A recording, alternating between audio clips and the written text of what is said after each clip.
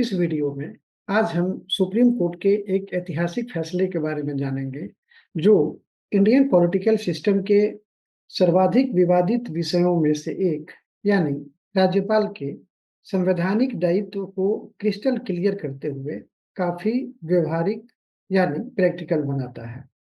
यह फैसला अधिक महत्वपूर्ण इसलिए भी हो जाता है क्योंकि सुप्रीम कोर्ट ने अपने इस आदेश के माध्यम से न केवल राज्यपाल के फैसले को निरस्त किया है, बल्कि राष्ट्रपति के फैसले को भी निरस्त किया है।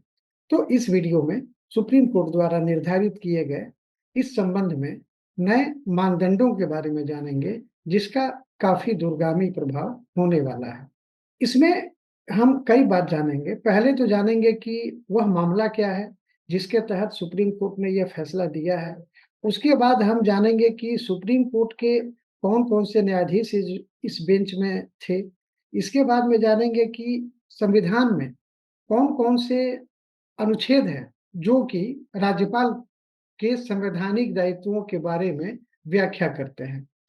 और इसके बाद में वो निर्णय जानेंगे कि उसमें मुख्य बातें क्या कही गई हैं। और ये भी जानेंगे कि सुप्रीम कोर्ट ने संविधान के किस अनुच्छेद का प्रयोग करके यह निर्णय दिया है। तो आइए जानते हैं कि यह मामला क्या है। यह मामला अप्रैल 2020 का है, जब तमिलनाडु के विधानसभा ने 12 विधेयकों को पारित करके राज्यपाल के पास भेजा था। राज्यपाल ने अप्रैल 2020 से लेकर अक्टूबर 2023 तक इस विधेयक पर जो 12 विधेयक जो भेजे गए थे, इन पर राज्यपाल महोदय ने कोई निर्णय नहीं लिया। उसके बाद 31 अक्टूबर 2023 को तमिलनाडु सरकार सुप्रीम कोर्ट में एक याचिका दाखिल करती है इस संबंध में कि हमारे द्वारा यानी कि राज्य विधानसभा द्वारा भेजे गए 12 विधेयकों पर राज्यपाल ने कोई निर्णय इतने लंबे समय से नहीं लिया है। यह राज्य की जनता की भावना और सरकार के कार्य की उपेक्षा है।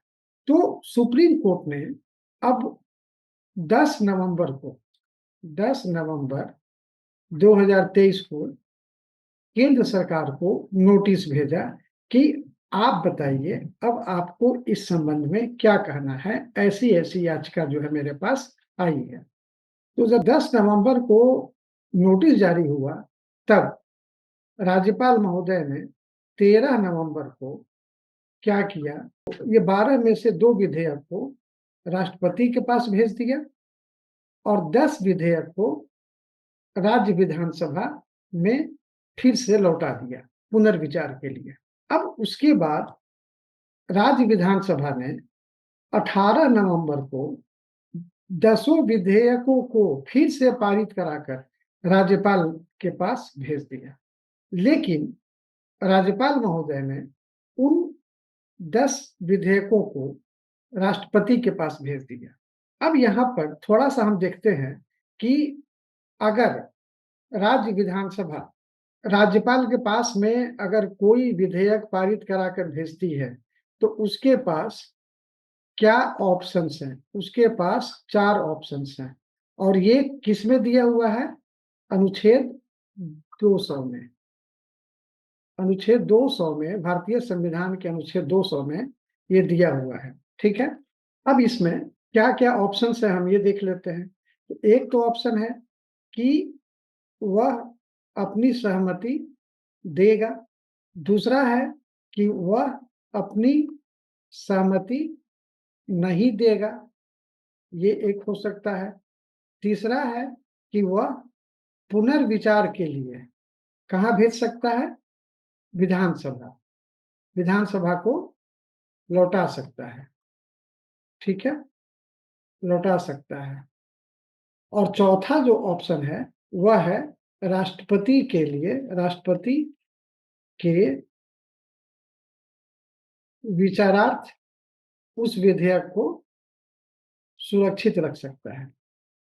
तो उसके पास में 4 ऑप्शंस हैं।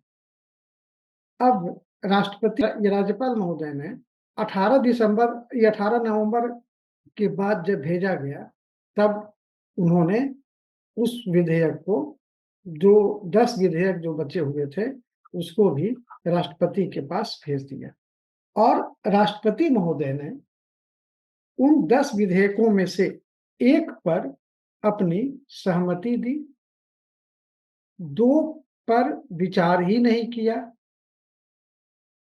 और बाकी जो 7 था उसको लौटा दिया।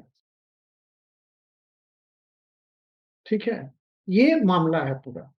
अब इसमें सुप्रीम कोर्ट में सुनवाई, वो जो याचिका जो डाली गई थी 31 अक्टूबर 2023 को, उस पर सुनवाई चल रही थी और इधर में ये चीज़ हो रहा था। तो इसके अलावा, तो इसके साथ में ये चल रहा था। अब यहाँ पर क्या हो रहा है कि सुप्रीम कोर्ट में जब सुनवाई हुई, तो 8 अप्रैल को सुप्रीम कोर्ट ने, 8 अप्रैल 2025 को सुप्रीम कोर्ट ने अपना जजमेंट दिया और उस जजमेंट में इतनी सारी महत्वपूर्ण चीज़ें जो है, अब यहाँ पे आप देख रहे हैं कि अनुच्छेद 200 में ये केवल संविधान कहता है कि वह अपनी सहमति देगा, लेकिन कब देगा इसके बारे में कुछ भी नहीं कहा गया है। दूसरी बात कि वह अपनी सहमति नहीं देगा, तो कोई कारण बताएगा, नहीं बताएगा, इसके बारे में भी कुछ बातें नहीं कही गई हैं। यानी कि आप देख रहे हैं कि कहीं भी कोई टाइम नहीं दिया गया है और क्लियर कट कोई भी मार्गदर्शन संविधान द्वारा नहीं दिया गया है। ये आम तौर से राज्यपाल के विवेक पर छोड़ दिया गया है, लेकिन ये राज्यपाल की विवेकाधीन शक्ति में नहीं आता है, बल्कि ये राज्यपाल को एक लिबर्टी दिया गया है कि वो अपना माइंड अप्लाई कर सकें और इस पर वो सही ढंग से निर्णय ले सकें। लेकिन इसका गलत फ़ायदा या गलत प्रयोग अगर किया जाए, तो फिर ये थोड़ा-सा मुश्किल हो जा रहा है। अब यहाँ पर जो सुप्रीम कोर्ट ने निर्णय दिया है, उसमें एक तो उसने इस पर एक समय सीमा निर्धारित कर दी है और समय सीमा देखिए कैसे निर्धारित ये किया गया है।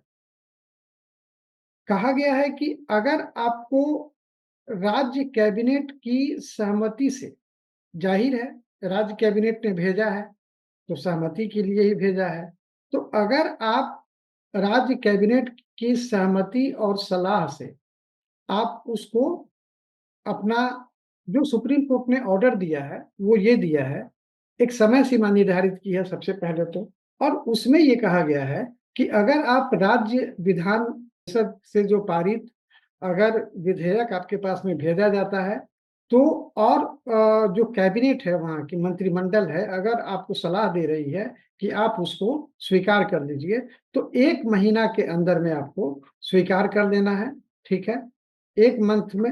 और अगर आप राज्य कैबिनेट के सलाह के विरुद्ध अगर आप उसको लौटाते हैं या अपनी सहमति रोक देते हैं, तो ये करने के लिए आपके पास में 3 महीना का समय जो है आपको ये मिलता है। 3 महीना में आपको ये कर देना है। यहीं पर ये भी कहा गया है कि अगर आप राज्य का जो कैबिनेट है, राज्य कैबिनेट के सलाह के विपरीत अगर आप बिल को राष्ट्रपति के पास भेजते हैं, तो वो भी आपको 3 महीना के अंदर में आपको कर देना होगा। और बिल को अगर आपको लौटाना है, तो 3 महीना के अंदर में आप लौटा दीजिए। और यहाँ पर एक ये भी बात कही गई है कि अगर आप बिल को लौटाते हैं राज्य विधानमंडल को और राज्य विधानमंडल पुनः पास करके आपके पास में भेजती है, तो आपको 1 महीना के अंदर में फिर सहमति दे देनी होती है।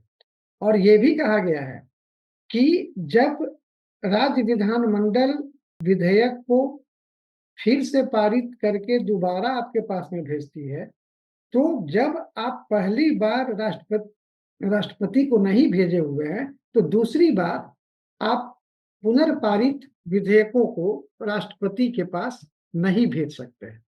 तो सुप्रीम कोर्ट ने राज्यपाल को 1 से 3 महीने का समय कुल मिलाकर ये दिया है।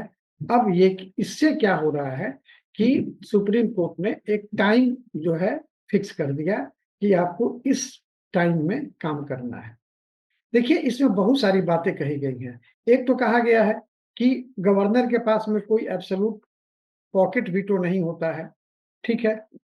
इसके अलावा कुछ हार्श टिप्पणियाँ भी की गई हैं सुप्रीम कोर्ट के द्वारा कि राज्यपाल को संविधान से चलना चाहिए, पार्टियों की मर्ज़ी से नहीं। राज्यपाल के पास कोई वीटो पावर नहीं है, ठीक है? और इसके अलावा राज्यपाल के बारे में कहा गया है कि राज्यपाल राज्य सरकार के लिए फ्रेंड, फिलोसोफर और गाइड के रूप में होता है, ना कि रोड ब्लॉक के रूप में। और सुप्रीम कोर्ट ने कहा है कि यहाँ पर रोड ब्लॉक की भूमिका ज़्यादा दिखाई पड़ रही है। तो थोड़ा-सा ये राज्यपाल की पद की जो गरिमा है, उसके अनुकूल जो है, सारी बातें नहीं दिख रही हैं। थोड़ा-सा ये अंडरमाइन कर रहा है, जो कि नहीं होना चाहिए था। इसको रोका जा सकता है था, अगर राज्यपाल सही समय पर सही निर्णय ले लिए होते। तो इस तरह से फाइनली सुप्रीम कोर्ट ने ये कहा है कि ये सभी विधेयक उसी दिन से पारित माने जाएँगे, जिस दिन से जिस दिन राज्यपाल के पास ये पहली बार भेजे गए थे। और राज्यपाल और राष्ट्रपति ने जो निर्णय इस इन 12 विधेयकों पर लिया है, वो सभी निरस्त कर दिए जाते हैं। तो अब इससे पहली बार क्या हुआ है कि बिना गवर्नर के हस्ताक्षर के कोई भी बिल लॉ बन जाएगा, विदाउट सिग्नेचर ऑफ गवर्नर। आप समझ सकते हैं कि ये पहली बार हुआ है और ये कितना महत्वपूर्ण है, क्योंकि गवर्नर भी जो है गवर्नर भी राज्य विधानसभा का अंग होता है, जैसे राष्ट्रपति संसद का अंग होता है। और उस परिस्थिति में एक अंग को किसी तरह से सुप्रीम कोर्ट ने काट कर हटा दिया है इस विशेष मामले में। तो थोड़ा-सा ये असमंजस में डालने वाला ये निर्णय है, लेकिन राज्यपाल के द्वारा जो निर्णय लिया गया था, जो तौर-तरीके अपनाए गए थे, शायद उसकी भूमिका इसमें ज़्यादा है। और इसके लिए सुप्रीम कोर्ट ने अनुच्छेद 142, जिसमें कि संपूर्ण न्याय की बात कही गई है, उसमें कहा गया है कि सर्वोच्च न्यायालय अनुच्छेद 142 के तहत उसको यह अधिकार दिया गया है कि वो किसी भी मामले में पूर्ण न्याय के लिए वो कोई भी आदेश पारित कर सकता है। तो ये जो है सुप्रीम कोर्ट ने आदेश दिया है, जो कि काफ़ी महत्वपूर्ण है। ये पूरा मामला, ये पूरा जो इसमें जो जानकारी दी गई है, वो आपके पीटी के लिए भी इम्पोर्टेंट है और मेंस के लिए भी इम्पोर्टेंट है। Thank you.